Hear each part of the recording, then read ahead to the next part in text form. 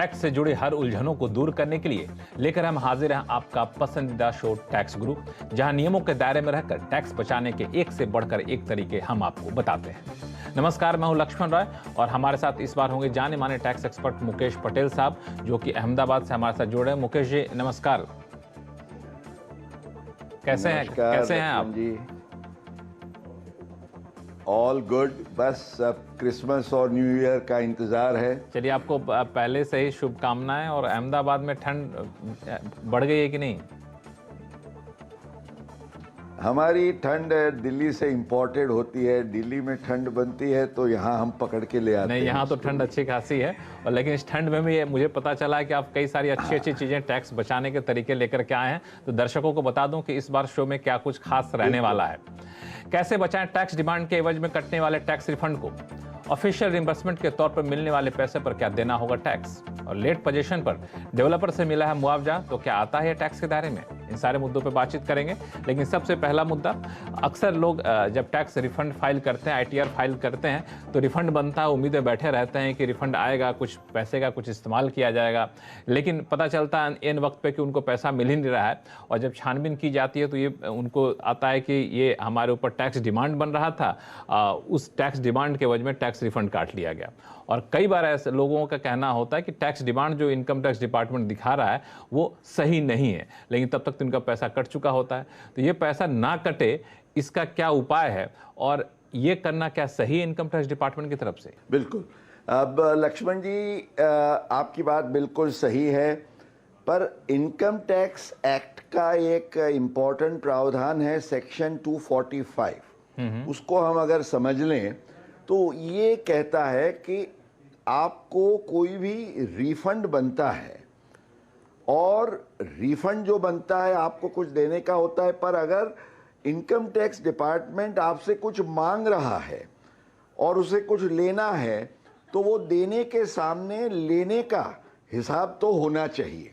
That is a simple rule of law under section 245। तो ये provision में तो कोई गलती नहीं है, इट्स अ फेयर प्रोविजन। पर जैसे आपने बताया कि सवाल ये है कि अगर मेरे हिसाब से मेरे सामने कोई डिमांड है ही नहीं, या जो डिमांड बताई जा रही है वो गलत है, और रिफंड मेरा काटा जाए, तो इसमें तो बड़ी गड़बड़ होगी, इट्स वेरी अनफेयर। तो इसके लिए सीबीडीटी ने कुछ एक विशेष सर्कुलर्स 2012 से लेके जारी किए। हमारी जो ईश्वर कमेटी थी उसने भी इस पर हमने काफ़ी अच्छे भारी रिकमेंडेशंस किए, उन्होंने उसको माना। और अभी 28 नवंबर 2022 को भी सीबीडीटी की एक इंस्ट्रक्शन नंबर 6 आई है लक्ष्मण जी। इसमें कुछ इम्पोर्टेंट क्लैरिफिकेशंस किए गए हैं। आगे मैं समझ लूं आपसे कि गाइडलाइन क्या है, क्योंकि गाइडलाइन के बारे में आप समझा देंगे तो दर्शकों को ये होगा, अगर वो चाहें अपने पैसों को सेफगार्ड करना, रिफंड को सेफगार्ड करना, तो सेफगार्ड कर सकते हैं। क्या तरीका हो सकता है? मैं कहूंगा ये टैक्स गुरु का ये सबसे बड़ा गुरु मंत्र जो हम आज देने जाने वाले हैं लक्ष्मण जी, वो सबको याद रखना आवश्यक है जी। क्योंकि सेक्शन 245 में तो जरूर ये कहा गया कि an opportunity must be given to the tax payer before the adjustment is made. अब इसके लिए इन्होंने गाइडलाइन ये बनाई है कि अब आजकल आप जानते हैं कि ई प्रोसीडिंग्स पोर्टल होता है, सीपीसी होता है जो हमें रिफंड देता है। तो अगर सीपीसी के हिसाब से हमारे पोर्टल पर कोई भी डिमांड खड़ी हुई है और हमारा रिफंड निकलता है, तो सबसे पहले सीपीसी हमें सेक्शन 245 के तहत एक इंटीमेशन या नोटिस देता है कि भाई ये आपका डिमांड बता रहा है और ये जो आपका रिफंड बन रहा है उसके सामने हम क्यों सेट ऑफ न करें। तो आप जो कह रहे हैं कि ये अपॉर्चुनिटी हमें दी जाती है। अब होता क्या है कि ये जब आपको नोटिस जारी की जाती है, अगर पहले 30 दिन का टाइम था, अब इन्होंने 21 दिन का टाइम इसको शॉर्टन करके लगाया है। अगर आप जल्दी से जल्दी अपना रिस्पॉन्स देंगे नहीं तो इसका मतलब ये होगा कि आप ये डिमांड को एक्सेप्ट कर रहे हैं। तो इसलिए ये जरूरी है कि जैसे आपको 245 का नोटिस मिले, आप पोर्टल पे जाके एक आपकी आउटस्टैंडिंग डिमांड को आप रिस्पॉन्ड कर सकते हैं। अगर एग्री विद डिमांड करेंगे तो एडजस्ट हो जाएगा, अगर आप डिसएग्री करना चाहते हैं तो वो भी कर सकते हैं, आइदर होलली और पार्शली। तो उसके लिए आपको कारण देने हैं कि भाई मेरा कोई रेक्टिफिकेशन पड़ा हुआ है, मेरा अपील इफेक्ट नहीं दिया गया इसलिए ये है, या तो ये है ही गलत। और इसके लिए ज़रूरी ये है कि ये देखते हुए आप अपने जुरिस्डिक्शनल असेसिंग ऑफिसर के पास तुरंत पहुंच के ये जो डिमांड है अगर जो गलत है तो उसको आप बता करवा लें, क्योंकि कंप्यूटर तो हाँ, तो ये बहुत इंपॉर्टेंट है कि आप रिस्पॉन्ड करिए, कारण के साथ रिस्पॉन्ड करिए। इतना ही नहीं, अगर आपको एक्शन लेना है तो जुरिस्डिक्शनल असेसिंग ऑफिसर के पास जाके वो डिमांड करेक्ट कराइए, क्योंकि वो करेक्ट करने का हक जो है वो ऑफिसर को रहता है। बिल्कुल। तो इतना अगर आप करेंगे तो आप सुरक्षित रहेंगे। और एक लास्ट पॉइंट मैं ये भी बता दूं लक्ष्मण जी कि ये प्रावधान ये भी है कि अगर 3 हफ्ते में 21 दिन में असेसिंग ऑफिसर अपना कोई प्रतिभाव नहीं देता है तो सीबीडीटी ने कहा है कि भाई ये टैक्स पेयर का जो रिफंड है उसको रोके बिना उसको रिलीज कर तो ये अच्छी बात है। तब तो ये अच्छी बात है कि आपको अपनी बात रखने का अधिकार दिया जा रहा है और आपके अधिकार के एवज में टैक्स ऑफिसर को जवाब देना होगा, और 3 हफ्ते में जवाब नहीं दिया तो आपकी बात को मानते हुए टैक्स रिफंड आपको रिलीज कर दिया जाएगा। तो ये आपको अपने टैक्स रिफंड को बचाने का तरीका है जो टैक्स डिमांड होता है उसके अगेंस्ट सेट ऑफ करने के एवज में। तो अब शुरू करते हैं सवाल जवाब का सिलसिला। सबसे पहले चलते हैं हरियाणा, जहां के अंबाला से अंकित अग्रवाल जी हमारे साथ फोन लाइन पर जुड़ चुके हैं। अंकित जी नमस्कार, कैसे हैं आप? सर नमस्कार सर, बढ़िया। बताएं क्या टैक्स की उलझन कहाँ है जहां फंस गए?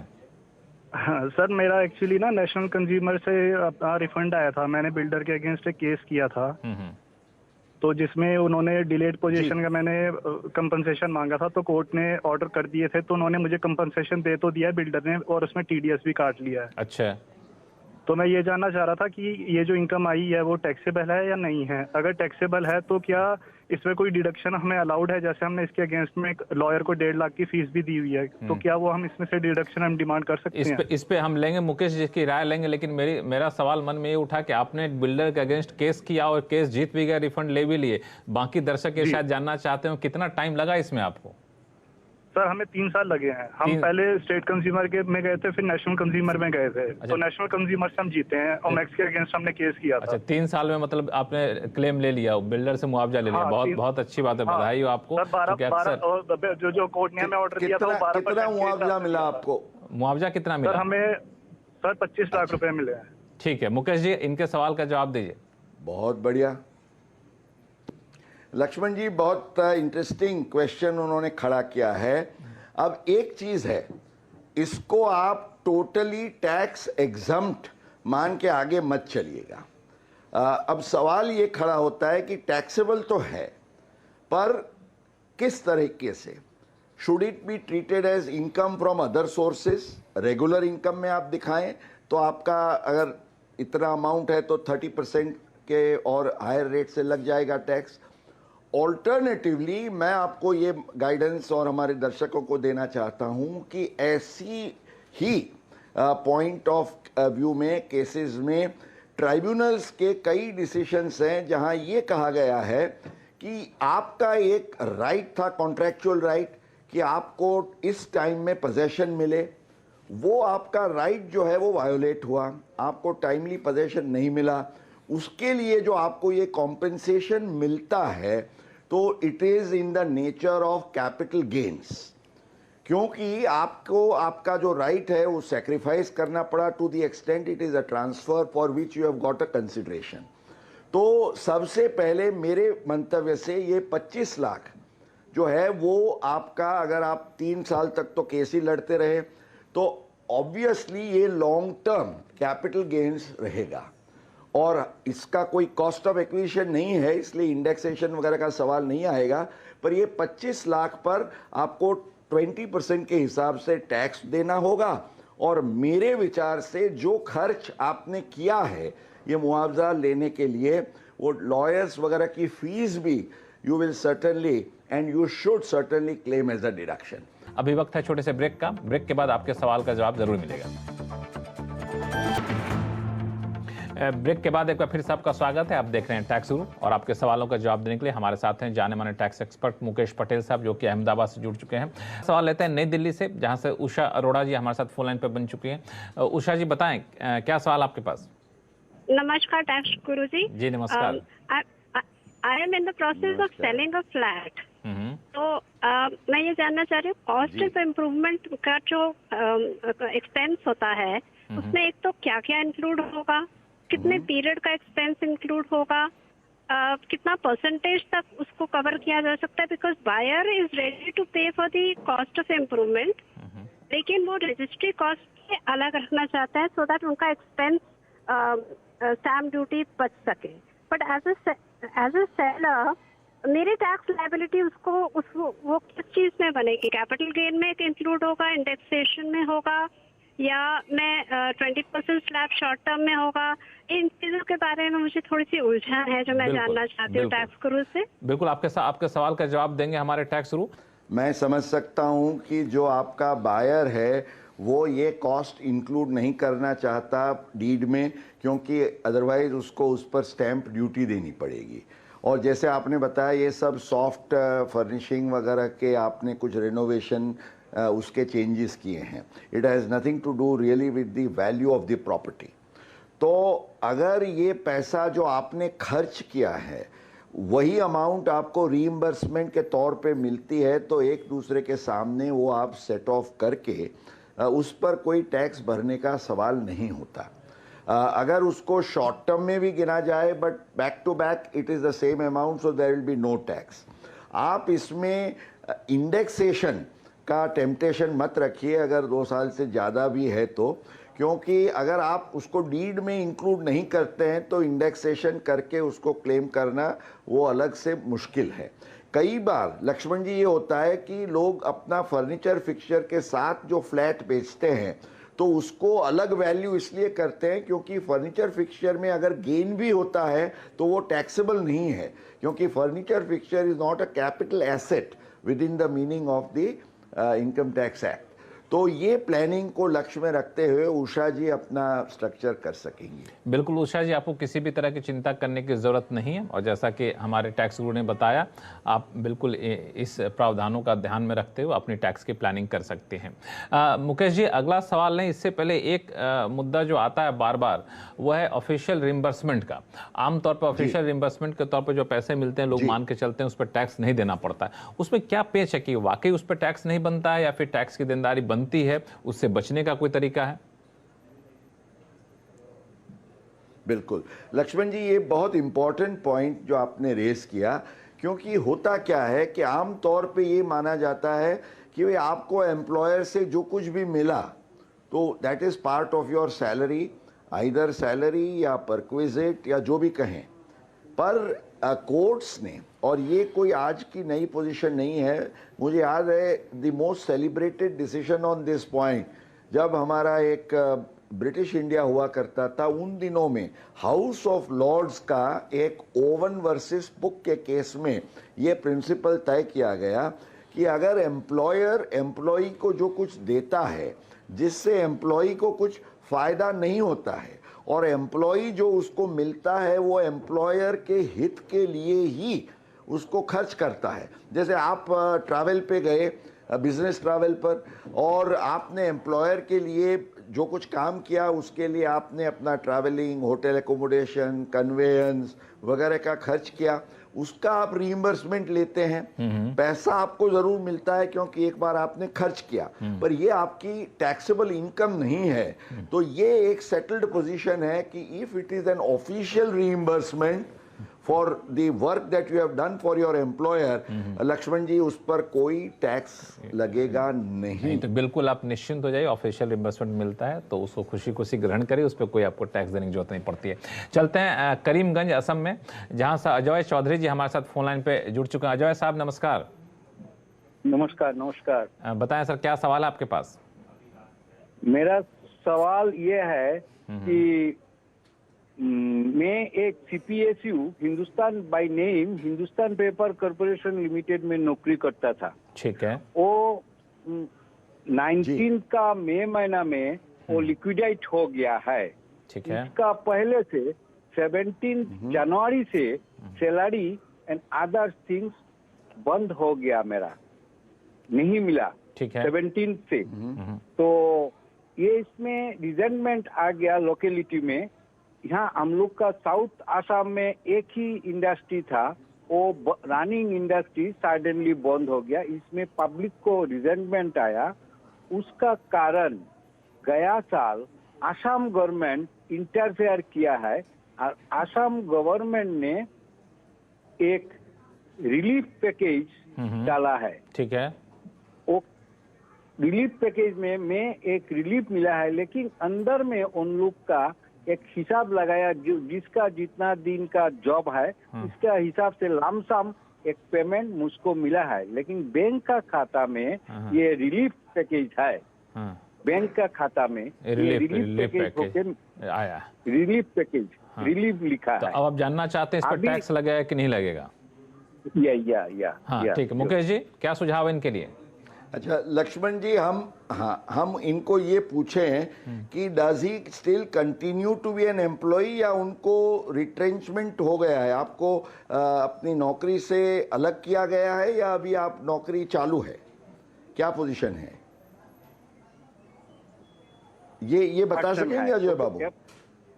एम्प्लॉयर जब लिक्विडेट कर दिया है 19 का मई में, तो वो लोग बोल रहा है आप लोग रिट्रेंच हो गया है। अच्छा। और एम्प्लॉय जो है वो लोग केस में गया है। तो अगर मैं समझ गया, रिट्रेंचमेंट आपका हो चुका है, तो मेरे विचार से ये जो रिट्रेंचमेंट के रिलीफ पैकेज को you can consider it as being in the nature of retrenchment compensation।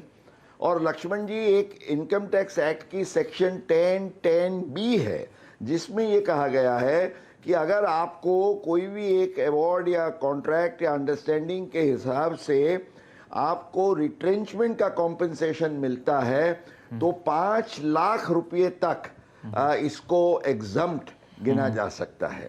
तो one view that can be taken in the case of Ajay Babu is that he is no longer going to be in service, और ये relief is nothing but in the nature of a retrenchment compensation. चलिए ठीक है। अगला सवाल लेते हैं, कोल्हापुर से हमारे पास आता है नारायण पटौदिया जी का। पटौदिया साहब नमस्कार। मेरा सवाल ये है जी। कि ये शेयर अनलिस्टेड शेयर को लिक्विडेट कर देंगे, लेकिन डीमैट अकाउंट में से ये शेयर कैसे निकलेंगे? नहीं, अब सवाल ये है कि एक्सटिंग्विशमेंट कब होता है भाई साहब? You yourself can not do extinguishment. Extinguishment तभी होता है जबकि वो कंपनी है वो लिक्विडेशन में चली जाती है, कंपनी का अस्तित्व ही नहीं रहता है। सी देयर आर 2 सिनेरियोज। एक तो उसका कोई ट्रांजैक्शन माना लिस्टिंग नहीं होती है कोई कंपनी की और वो अनलिस्टेड हो जाती है, but the company does still exist.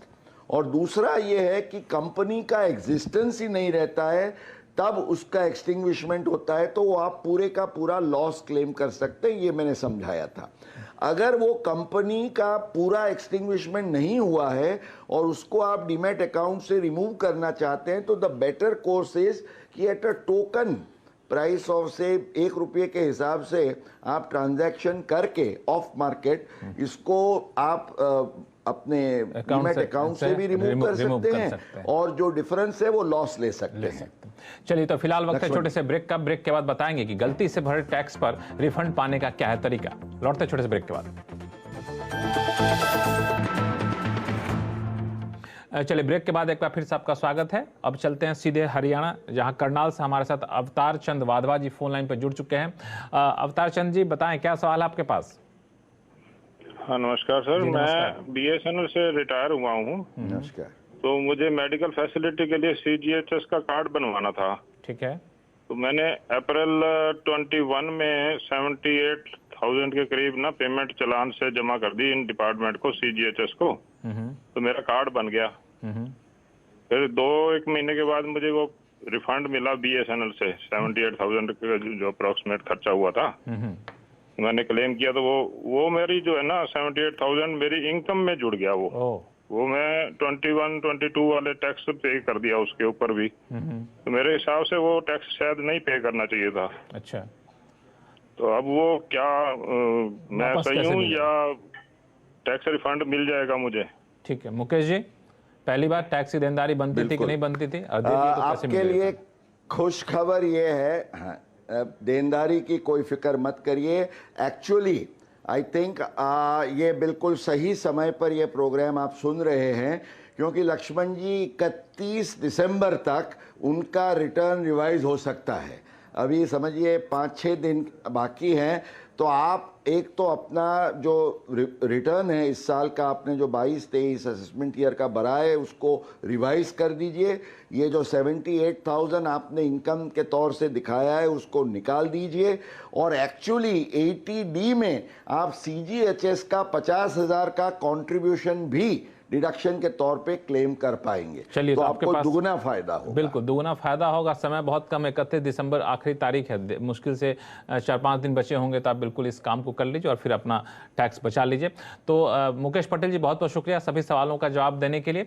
और टैक्स गुरु में फिलहाल इतना ही। आपके पास कोई भी सवाल हो तो आप हमें लिख भेजिए tax@moneycontrol.com पर। आप अपने सवाल के साथ अपना नाम और मोबाइल नंबर लिखना ना भूलें। नमस्कार, देखते रहिए CNBC आवाज़।